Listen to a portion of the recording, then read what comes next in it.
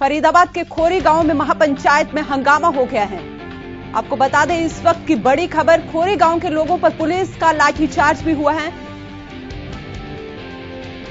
Police और स्थानीय लोग हुए आमने सामने। तो इस वक्त की बड़ी खबर फरीदाबाद के खोरी गांव से आ रही है, जहां पर पुलिस पर लोगों ने पथराव भी किया है और खोरी गांव में महापंचायत में हंगामा हुआ है। आप इन तस्वीरों में साफ देख सकते हैं कि किस तरीके से स्थानीय लोगों द्वारा और प्रशासन के द्वारा, ये एक्सक्लूसिव तस्वीरें हरियाणा न्यूज आपको दिखा रहा है। आप देख सकते हैं किस तरीके से प्रशासन और स्थानीय लोगों के द्वारा प्रशासन के ऊपर हमला किया जा रहा है।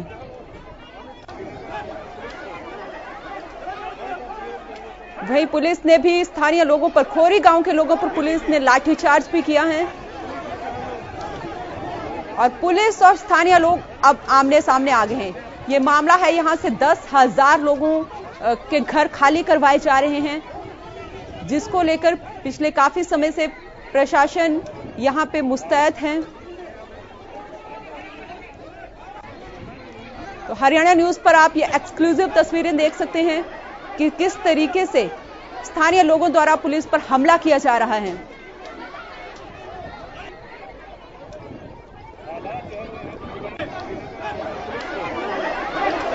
खोरी गांव में महापंचायत में हंगामा हुआ और पुलिस के द्वारा लाठीचार्ज भी किया गया। आप इन तस्वीरों में साफ देख सकते हैं कि किस तरीके से स्थानीय लोगों के द्वारा पुलिस के साथ बहस भी की गई और पुलिस के ऊपर हाथापाई भी हुई है उनके साथ वहां पे, और पुलिस के द्वारा भी लाठी चार्ज किया गया स्थानीय लोगों के ऊपर।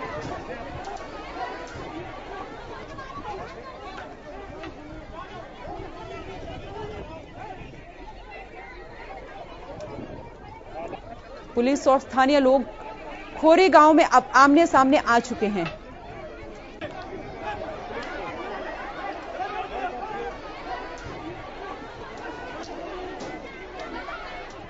इन तस्वीरों में आप साफ देख सकते हैं कि किस तरीके से प्रशासन के द्वारा लोगों पर लाठीचार्ज किया जा रहा है। लोगों के द्वारा वहां पे महापंचायत की जा रही थी, लेकिन उस महापंचायत में ही हंगामा हो गया।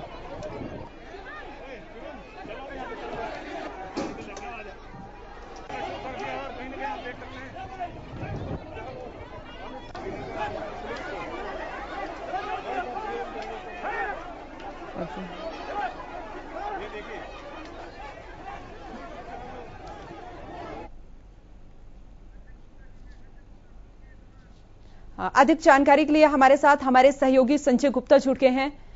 जी संजय, जिस तरीके से प्रशासन की हेलो जी संजय जी, जिस तरीके से प्रशासन ने यहाँ पे स्थानीय लोगों पे कार्रवाई की है, क्या है पूरा मामला? जी बिल्कुल, मैं आपको बताना चाहूंगा कि ये खोरी गांव है, ये नगर निगम की अवैध जमीन में बसा हुआ है। यहाँ पर लगभग 10,000 परिवार रहते हैं, जिन पर सुप्रीम कोर्ट के आदेश के बाद पिछले 15 दिनों से लगभग कार्रवाई जारी है। अभी तक पुलिस ने उपायुक्त ने यहाँ पर धारा 144 लगाई हुई थी और यहाँ पर भारी पुलिस बल तैनात किया हुआ था।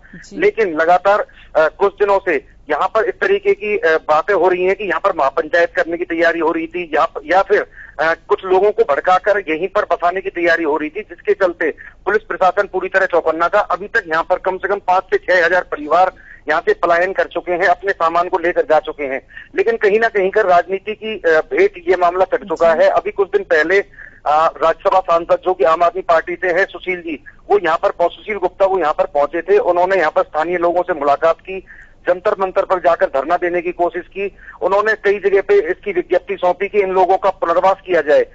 लेकिन कहीं ना कहीं कर सुप्रीम कोर्ट के जो आदेश है उसके चलते पुलिस प्रशासन और स्थानीय प्रशासन पूरी तरह अलर्ट था, जिसके चलते आज यहाँ पर महापंचायत का आयोजन गुरनाम सिंह चढ़ूनी के द्वारा बुलाई गई थी, जहां पर लोग इकट्ठे हो रहे थे और लगातार पुलिस के खिलाफ नारेबाजी कर रहे थे, जिसके चलते कुछ स्थानीय लोगों ने पुलिस पर पथराव करने की कोशिश की, जिसके चलते पुलिस ने पहले उन लोगों को समझाने की कोशिश की, लेकिन जब वो बातों से मानने को तैयार नहीं हुए तो पुलिस ने हल्का सा लाठीचार्ज किया, जिसके चलते भीड़ तितर-बितर हो गई और अभी भी वहां पर जो स्थिति है अभी पूरी तरह शांतिपूर्ण बनी हुई है। जी अनु। संजय जी, ये भी बताओ कि प्रशासन के द्वारा कुछ लोगों पे कार्रवाई भी की गई है वहां पे? जी बिल्कुल, कार्रवाई की अगर बात करें तो वहां पे कुछ जो असामाजिक तत्व थे जो लगातार पथराव कर रहे थे, उनकी सीसीटीवी वहां पे लगे हुए हैं, उनकी पहचान की जा रही है। कुछ युवकों को पुलिस अपनी जिप्सी में डाल के अज्ञात जगह पे ले गई है, उनका ये पता नहीं लग पा रहा है कि अभी उनको पुलिस कहाँ पे ले गई है, क्या पूछताछ करना चाहती है। अभी अधिकारियों से भी बात करने की कोशिश की जा रही है, जैसे ही कोई अपडेट आएगी हम जल्दी से जल्दी हरियाणा न्यूज पे सबसे पहले उसको अपडेट करेंगे। जी ठीक है संजय जी, आप बने रहे हमारे साथ। वहीं फरीदाबाद से एक और बड़ी खबर आ रही है। फरीदाबाद में किसान नेता गुरनाम चेड़ूनी का बयान। तो इस वक्त की बड़ी खबर, खोरी गांव के लाठीचार्ज को बताया गलत। चेड़ूनी ने कहा इन लोगों ने धरती पर जन्म लिया है और इन्हें यहां रहने का अधिकार है। इस वक्त की बड़ी खबर, गुरनाम चेड़ूनी किसान नेता है जिन्होंने खोरी गांव पर हुए हमले पर बयान दिया है और कहा है कि इन लोगों को यहां पर रहने का अधिकार है। तो कहीं ना कहीं अब ये मामला जो है वो राजनीति रंग भी ओढ़ रहा है, क्योंकि प्रशासन की तरफ से यहां पे कार्रवाई भी की गई है लोगों के ऊपर और लाठीचार्ज भी किया गया है। तो अब कई नेता यहां पे सामने आएंगे। आपकी टीवी स्क्रीन पर एक्सक्लूसिव तस्वीरें। अधिक जानकारी के लिए हमारे साथ संजय गुप्ता जी जुड़ गए हैं। जी संजय, आप ये बताएं कि जिस तरीके से गुरनाम चेड़ूनी ने बयान दिया है कि ये खोरी गांव के जो लोग हैं इन्हें यहां पे रहने का अधिकार है, तो कहीं ना कहीं ये अब मुद्दा जो है वो पूरी तरीके से राजनीतिक रंग भी ओढ़ रहा है। जी बिल्कुल अनु, मैं आपको बताना चाहूंगा, अभी कुछ देर पहले जब मैंने फोन दिया था उसमें भी यही बात बोली थी कि ये जो अब जो खोरी का मामला है ये जबकि अवैध प्लॉटिंग और भ्रष्टाचार का बहुत बड़ा मामला है, लेकिन कहीं ना कहीं इस तरीके के जो नेता है कि ये गुरनाम सिंह चेड़ूनी को किसान नेता माना जाता है, लेकिन क्या कारण है कि अब ये राजनीति करने के उद्देश्य से खोरी गांव पहुंच गए, जहां पे इन्होंने एक विशेष धर्म के लोगों को, बिल्कुल साफ शब्दों में कहना चाहूंगा कि विशेष धर्म के लोगों को भड़काने की कोशिश की, जिसके चलते आज ये स्थिति पैदा हुई। नहीं तो अभी तक पुलिस प्रशासन और जिला प्रशासन मिलकर लोगों को समझाने में कामयाब था कि आप लोग यहाँ से मकान छोड़कर चले जाएं, सुप्रीम कोर्ट के आदेश हैं, कार्रवाई करना हमारी बिल्कुल जिम्मेदारी बनती है। और कहीं ना कहीं जो स्थानीय लोग थे वो यहाँ से अपना सामान समेटकर अपने अपने गांवों की तरफ या फिर कहीं अपनी और जगह उन्होंने अपना स्थान ढूंढ लिया था। लेकिन लगातार कई दिनों से यहाँ पर जो राजनीतिक पार्टियां हैं, चाहे आम आदमी पार्टी की बात करें या फिर आज हम गुरनाम सिंह चेड़ूनी की बात करें, जिनका किसी पॉलिटिकल पार्टी से कोई ताल्लुक नहीं है, लेकिन इनकी जो गतिविधियां हैं पूरी तरह राजनीतिक हैं। क्योंकि आप देख सकते हैं कि ये किसान आंदोलन में लगातार भाग ले रहे हैं, लेकिन आज ये राजनीतिक रोटियां सेकने के लिए फरीदाबाद में खोरी गांव में पहुंचे, जहां पर इन्होंने माहौल को खराब करने की कोशिश की, जिससे यहाँ पर लाठीचार्ज पुलिस को करना पड़ा। जी अनु जी, आप ये चीज जो है अब एक राजनीतिक रंग ओढ़ चुकी है, लेकिन यहाँ पे आए दिन यहाँ पे नेता आ रहे हैं। कल बात करें तो आम आदमी पार्टी के सुनील गुप्ता भी आए थे यहाँ पे, और वहीं आज ये इतना बड़ा बयान गुरनाम चेड़ूनी का है, तो इसे हम किस तरीके से देखें? जी बिल्कुल, जो गुरनाम सिंह चेड़ूनी ने अभी बयान जारी किया है कि ये इंसान है, इनको कहीं भी रहने का हक है, ये कहीं भी रहने का हक है, तो ये लोग मैं जो बिल्कुल साफ तौर पे कहना चाहूंगा, इन लोगों को ये अपने घर में रखें। सरकार की जमीन पर अवैध कब्जा करके ये लोग थोड़ ना रहेंगे। यहाँ पर मैं आपको एक बात और बताना चाहूंगा अनु कि ये जमीन है ये नगर निगम की है। यहाँ पर जिन लोगों ने यहाँ पर अवैध प्लॉटिंग की थी, खोरी गांव के पास की ये जमीन है, तो इन लोगों पे भी लगातार प्रशासन मुकदमे दर्ज करा रहा है। जो अधिकारी उस समय ड्यूटी पर थे, जिन लोगों के कार्यकाल में ये जमीन पर ये अवैध प्लॉटिंग हुई है, उन लोगों पर भी प्रशासन कार्रवाई करने की तैयारी कर रहा है। और ये जो राजनीतिक लोग यहाँ पर आकर माहौल को खराब करने की कोशिश कर रहे हैं, उसकी वजह से हो सकता है कि यहाँ पर स्थिति कुछ दिनों बाद थोड़ी सी बदल जाए और इसको पूरी तरह राजनीतिक रंग रूप दे दिया जाए। जी तो अभी कोर्ट की तरफ से क्या आदेश दिए गए हैं, क्योंकि प्रशासन यहाँ पे पूरी तरीके से मुस्तैद बैठा हुआ है? जी बिल्कुल, कोर्ट के आदेशों की अगर हम बात करें तो कोर्ट ने बिल्कुल पूरी तरह सबसे पहले ये आदेश दिए थे कि इस जमीन को पूरी तरह खाली कराया जाए। बाद में जो वहां पे स्थानीय निवासी थे, इन लोगों ने कोर्ट में अपील की, तो अपील के बाद जो सुप्रीम कोर्ट का आदेश आया तो उन्होंने अपील खारिज कर दी। उनका साफ तौर पे कहना था कि आपको ये जमीन खाली करनी पड़ेगी। उसी को लेकर प्रशासन, सुप्रीम कोर्ट के जो आदेश है उसके बाद ही प्रशासन पूरी तरह मुस्तैद है और किसी भी कीमत पर प्रशासन इस जमीन को खाली कराने पर आमदा है।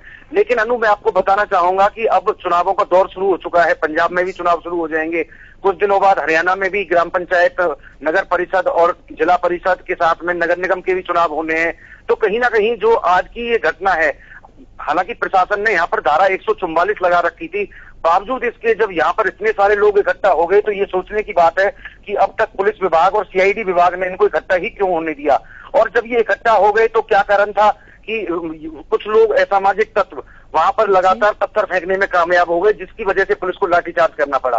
तो मैं जो दूसरे पहलू की राजनीतिक रंग की मैं बात कर रहा था अनु, तो उस मामले में मैं बताना चाहूंगा कि ये जो चुनाव की घड़ी जो नजदीक आ चुकी है, उसी के चलते ये राजनीति की जा रही है।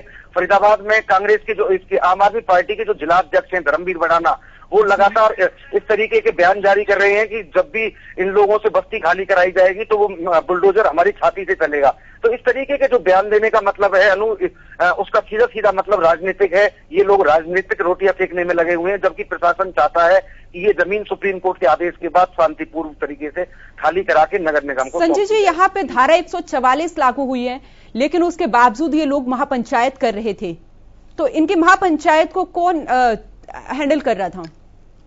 जी बिल्कुल, अभी कुछ लोगों ने ये क्लियर नहीं हो पाया कि ये कहां से व्हाट्सएप कहां से शुरू हुआ है, लेकिन कहीं ना कहीं आज सुबह से ही ये व्हाट्सएप ग्रुप में ये मैसेज आना शुरू हो गया था कि गुरनाम सिंह चढ़ूनी आज वहां पे महापंचायत का आयोजन करने वाले हैं। इन्होंने गुप्त रूप से इस चीज की तैयारी की थी, लेकिन जैसे ही सुबह इन्होंने व्हाट्सएप ग्रुप में और सोशल मीडिया पे इसको डालना शुरू किया तो सीआईडी सक्रिय हो गई। लेकिन सीआईडी की सक्रियता का अंदाजा इसी बात से लगाया जा सकता है कि वहां पर हजारों लोग इकट्ठा होने में कामयाब हो गए, जबकि यहाँ पर धारा 144 लगी हुई थी और पुलिस प्रशासन और जिला प्रशासन लगातार मुस्तैदी की बात कर रहा था। हालांकि पुलिस प्रशासन ने जो कार्रवाई की है उसके बाद में अभी हल्का फुल्का लाठीचार्ज हुआ है, इसमें ज्यादा कुछ लोग घायल नहीं हुए, लेकिन कहीं ना कहीं प्रशासन की जो सक्रियता है वो भी अब संदेह के घेरे में है, क्योंकि आज जो इतने लोग इकट्ठा हुए हैं वो कोई बड़ी वारदात को भी अंजाम दे सकते थे, कोई और इस तरीके की घटना घट सकती थी जो सुरक्षा बलों पे पथराव के अलावा कुछ जैसे तेल की बोतलें होती हैं, केरोसिन ऑयल होता है, इस तरीके की आगजनी वगैरह की भी घटनाएं हो सकती थी। लेकिन अभी की अगर बात करें तो संतोष की बात यह है कि अभी जो स्थिति है वो पूरी तरह संतोषप्रद है। जी खालिद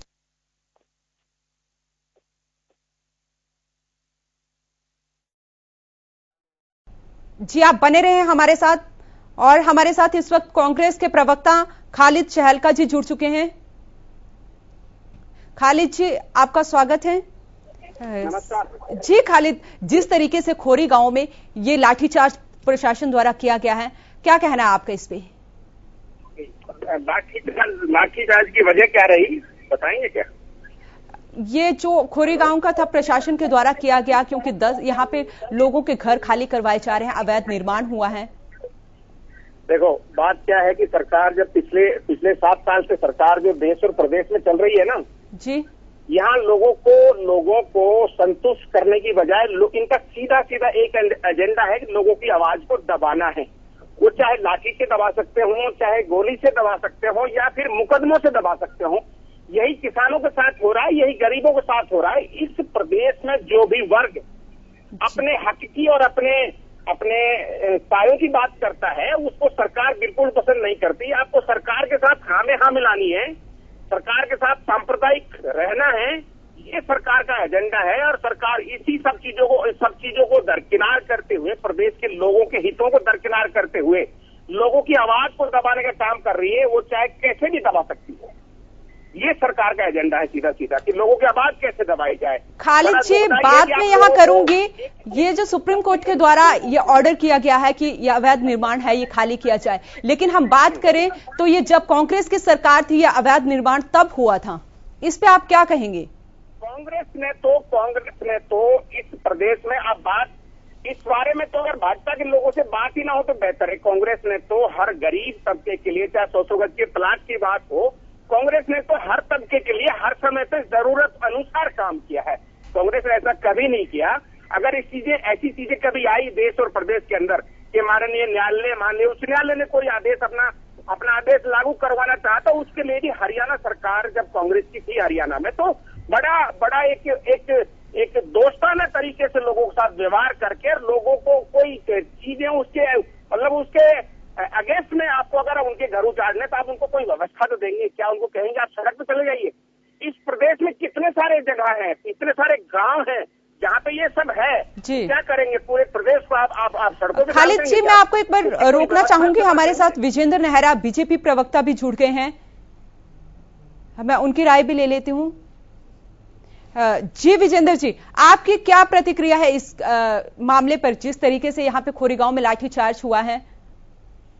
देखिए मैडम, आप सबको ध्यान है कि माननीय सर्वोच्च न्यायालय ने जिस तरह से फैसला दिया है, खोरीगांव की इस वन जमीन को खाली कराने के लिए सरकार को, प्रशासन को इस फैसले को, माननीय सर्वोच्च न्यायालय के फैसले को लागू कराना है।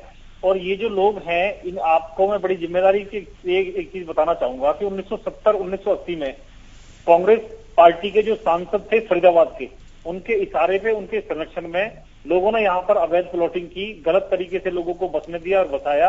और 1970-1980 लगभग 90% जो यहाँ के लोग हैं वो 2014 से पहले यहाँ बस चुके हैं। 2014 के बाद जब भाजपा सरकार आई है, उसके बाद यहाँ पर मुश्किल से 5% लोग गए हैं। और इनको जो पानी और बिजली है वो दिल्ली सरकार से ये लोग पानी और बिजली लेते हैं, हरियाणा से पानी बिजली इनको नहीं मिलता है। दूसरा, कांग्रेस सरकार के समय कई बार इस तरह का डिसीजन आया है, इन्होंने कभी कोई हिम्मत नहीं दिखाई, कभी इनको हटाने का प्रयास नहीं किया, क्योंकि भ्रष्टाचार का बोलबाला था। कांग्रेस पार्टी को डीलरों की पार्टी कहा जाता है आज भी, क्योंकि उस समय भूपेंद्र सिंह हुड्डा जी से लेकर के इनके तमाम जो नेता थे वो अवैध प्लॉटिंग के काम में शामिल थे।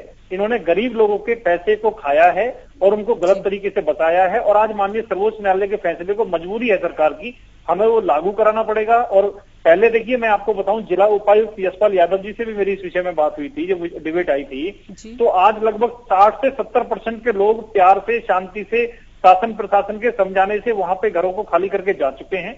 मुश्किल से 30% लोग वहां पर हैं जिनको अभी समझाना है। समझाने के साथ साथ अगर वो नहीं समझेंगे तो उसके बाद में फिर वहां से उनको हटाने का प्रयास किया जाएगा। और लोगों से भी मेरा निवेदन है आपके माध्यम से कि आम जनता को इसमें सहयोग करना चाहिए, क्योंकि ये कोई सरकार का डिसीजन नहीं है। मेरे कांग्रेसी मित्र जो अभी बार बार बोल रहे थे, शायद विषय की पूरी जानकारी के वो आ जाते हैं डिबेट करने के लिए या फोनों पे, उनको ध्यान होना चाहिए कि माननीय सर्वोच्च न्यायालय का फैसला है और सर्वोच्च न्यायालय के फैसले को क्या कांग्रेस पार्टी नहीं मानती? भारतीय जनता पार्टी तो मानती है। कांग्रेस हो सकता है आपातकाल की तरह, जैसे इलाहाबाद हाईकोर्ट ने फैसला दिया था, इंदिरा गांधी के चुनाव को गैर कानूनी घोषित किया था, उसके बाद आपातकाल लगा दिया था। तो कांग्रेस की तो परंपरा है कोर्ट के फैसले को भी नहीं मानने की, लेकिन भारतीय जनता पार्टी कोर्ट के फैसले को मानती है। तो मेरे लोगों से भी निवेदन है कि इसमें सहयोग करें। और सरकार देखिए, संवेदना के आधार पर मैं आपको बताना चाहूंगा मैडम, माननीय मुख्यमंत्री जी ने पीछे स्टेटमेंट दी थी कि चाहे ये गलत तरीके से यहाँ पे रह रहे हैं, अवैध तरीके से यहाँ पे रह रहे हैं, वन जमीन पे ये रह रहे हैं, लेकिन फिर भी एक संवेदना के नाते सरकार इनके पुनर्वास के लिए और कहीं ना कहीं इनकी व्यवस्था करने के लिए सरकार उस पर गंभीरता से विचार कर रही है। और कुछ टेम्परेरी व्यवस्था इनके लिए सरकार ने वहां पे करी भी है। तो ऐसी बात नहीं है। तो मैं यही कहना चाहूंगा मेरे कांग्रेसी मित्र को कि इनके जो 3 बार फरीदाबाद से सांसद रहे हैं, आज फरीदाबाद का बच्चा बच्चा जानता है, आज जितने भी मुकदमे वहां पे 12-13 मुकदमे जो पहले दर्ज हुए थे वो सारे कांग्रेसियों के ऊपर थे। और यहाँ पे जब तोड़फोड़ हमारी सरकार ने अवैध फार्म हाउस पर यहाँ पे की थी, तो सबसे पहले जब हमारी सरकार 2014 में आई थी मैडम, हमने यहाँ पे बने हुए अवैध फार्म हाउस तोड़ने शुरू किए थे। उसके बाद कांग्रेस के बड़े बड़े नेता यहाँ पे आके धरने पे बैठ गए थे, देखिए हमारी सरकार जाते ही हमारे ऊपर जुल्म हो रहा है। अरे भैया, जुल्म नहीं हो रहा, जो काली करतूतें, जो गलत काम आप लोगों ने किए हुए हैं, गरीब लोगों का पैसा भी खाया हुआ है और उनको गलत तरीके से बसाया हुआ है, वो आज वो काम। और आज देखिए हमारी सरकार के अंदर अवैध प्लॉटिंग का काम, कच्चे प्लॉटिंग का काम जो डीलर करते थे, आज वो घर बैठे हैं, दुखी हैं, परेशान है, सरकार को गाली देते हैं। दीजिए गाली, कोई दिक्कत नहीं है। लेकिन हमारी सरकार ने ऐसा प्रोविजन कर दिया कि कच्ची प्लॉटिंग और अवैध प्लॉटिंग करने वाले जो प्राइवेट डीलर थे, जो भूमाफिया थे, उनको घर बैठा दिया। और कांग्रेस पार्टी तो भूमाफियाओं की पार्टी कही जाती है। उस समय जितना पैसा भूमाफियाओं में कमाया था कच्ची प्लॉटिंग कर करके, हरियाणा के इतिहास में आज तक नहीं कमाया। इनके भूपेंद्र सिंह हुड्डा के ऊपर आज 100 से ज्यादा जो मुकदमे चल रहे हैं, उसमें से ज्यादातर मुकदमे तो जमीन को लेकर के, चाहे वो मानेसर जमीन घोटाला हो, चाहे वो पंचकुला प्लॉट घोटाला हो, इनके तो पार्टी है, घोटालेबाज है सारे के सारे। इनके मुख्यमंत्री ने खुद, मुख्यमंत्री पे 100 से ज्यादा केस चले हुए हैं। तो इनके सांसद हो, मुख्यमंत्री हो, चाहे इनके नेता हो मैडम, इन्होंने गलत तरीके से जनता को, वहां पे जनता की गाड़ी खून पसीने की जो कमाई थी उसको खाने का काम किया है। और कांग्रेस को इस पाप के लिए जनता माफ नहीं करेगी। आज भी वहां के लोगों पे आप जाके देखिए, वो भाजपा सरकार को गाली नहीं देते, वो कांग्रेस को गाली देते हैं, क्योंकि ये लोग कांग्रेस के समय में बसे हुए हैं। और आज भी सरकार उनको सपोर्ट कर रही है और हमारी सरकार माननीय सर्वोच्च न्यायालय के फैसले को मानना हमारी मजबूरी है, क्योंकि ये जो खोरी गांव के लोग थे मैडम, ये दोबारा से भी रिव्यू पिटीशन में और सिटे लेने के लिए सर्वोच्च न्यायालय में गए थे कि किसी तरह से हमें समय दे दिया जाए, तो माननीय सर्वोच्च न्यायालय ने उनकी उस रिव्यू पिटीशन को और जी विजेंद्र रुको, खालिद जी की प्रतिक्रिया भी ले लेते हैं। जी खालिद जी, क्या कहेंगे आप? जिस तरीके से विजेंद्र जी ने कहा, उन्होंने सारे आरोप जो हैं वो कांग्रेस के ऊपर लगा दिए हैं। जैसे सरकार चल रही है भाजपा की, वैसे यहाँ हमारे प्रवक्ता साहब चल रहे हैं वन वे, मतलब सुनना नहीं है, देखना नहीं है।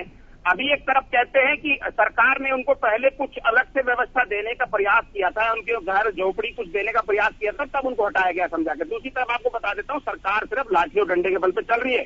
आपकी घोषणा को हाल बता देता हूँ, आपने 4 महीने पहले सरसों को तेल देने का वादा किया था, आप पूरे हरियाणा में पता नहीं कर दीजिए कितने लोगों को तेल पहुंचा है। आपको बता देता हूँ कि आपने लगभग 3 साल पहले इस हरियाणा के नंबरदारों को आपने बहुत कुछ देने का वादा किया था। नंबरदार आज तक उसी वेट में बैठे हैं, ऐसे बहुत सारे फैसले घोषणा करके निकल जाते हैं और मामला है जो मैंने पहले कहा कि माननीय सुप्रीम कोर्ट का फैसला बात कर रहे हैं सम्मान। लेकिन सरकार को क्या चाहिए? सरकार को चाहिए कि पहले उन लोगों के लिए व्यवस्था करें। एक फरीदाबाद अकेला इससे वो नहीं है, पूरे हरियाणा में इस तरह के मामले आपने क्या किया? क्या आप लाल डोरे को बढ़ा रहे हैं कि गरीबों के लिए कोई आवास योजना निकाल रहे हैं क्या? जैसे कांग्रेस ने 100 गज के प्लाट दिया, आप उनको 1 गज तो जमीन दे रहे हैं क्या? सिर्फ लाठी डंडे के बल पे उनको उठा के सड़क पे फेंक रहे हैं? सरकार की काबिलियत है और उसका गुणगान कर रहे हैं, वन साइड चल रहे हैं, वन साइड वन वे कर रहे हैं, आपकी सरकार चल रही है। ये भी भाई अच्छा नहीं है, गरीबों की दुआएं खा जाएंगी आपको, ये समझ लीजिए। आप तो कर रहे हैं, इतना बड़ा सुखी संत बन रहे हैं कि हमने ये कर दिया, आपकी सरकार ने कुछ नहीं किया। सब इस प्रदेश में लाठी और डंडे बताए जा रहे हैं लोगों के ऊपर, उनके जीवन से जुड़ने का, जीवन से अच्छे जीवन जीने के लिए आप कुछ नहीं कर रहे हैं। आपको पता होना कि आपकी सरकार का घोषणा आप करके निकल जाते हैं। आपने 4 महीने पहले गरीबों को तेल काट दिया, 2 लीटर तेल, आपने कहा 250 रुपए देंगे, उनको 250 रुपए भी नहीं मिले। वो 250 जी विजेंद्र जी बोलिए आप। कहते हैं कि खालिद जी रुकिए आप 1 मिनट। अरे खालिद भाई रुकिए थोड़ा सा। जी विजेंद्र बोलिए आप। भाई तुम तो 1 फाइट शुरू हो गई ना, तुम्हें क्या लगा? खालिद भाई देश और हरियाणा प्रदेश कांग्रेस मुक्त हो रहा है, तो इतना मत बौखलाइए, इतना मत चिंता मत करिए। ये पूरा देश भाजपा मुक्त होने वाला है। इनको चुप करिए, जितना आग लगाना है लगवा लीजिए, हिंदू मस्जिद कर लीजिए, मंदिर मस्जिद कर लीजिए। गरीब अमीर कभी नहीं बोलेगा, गरीब अमीर नहीं बोलेंगे। खालिद भाई अमीर का जो फैसला है उसको कभी नहीं खालिद भाई मैं आपके बीच में खालिद भाई मान करेंगे, खालिद भाई मैं आपके बीच में नहीं बोला। दलित करेंगे, जर्नल करेंगे, कुरान करेंगे, ये सब आप करेंगे। खालिद भाई करेंगे, मस्जिद करेंगे। चलिए खालिद जी और विजेंद्र जी, हमारे पास समय की थोड़ी कमी है, तो आपका धन्यवाद, आपने हरियाणा न्यूज को समय दिया।